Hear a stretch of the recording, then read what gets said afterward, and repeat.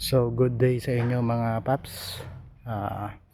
Ride safe sa lahat. So ngayon ito na ang aking Aerox 2024 model Cyan Edition mga paps.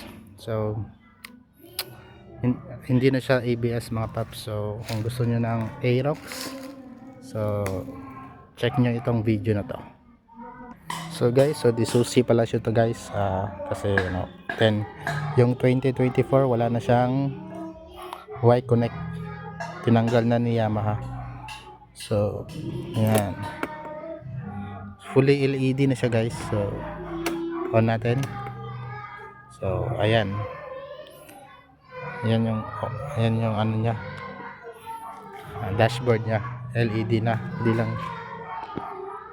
masyado lang ano sa ano. Tapos kung bubuksan nyo naman, so check nyo, ganyan na lang yan. Tapos fuel, tapos seat, so bubukas na yan,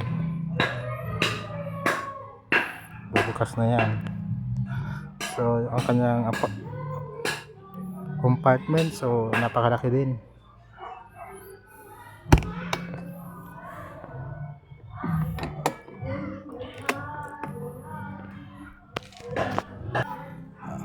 Yung harap niya is disc brake din yan. Tapos yung kabila naman is drum brake.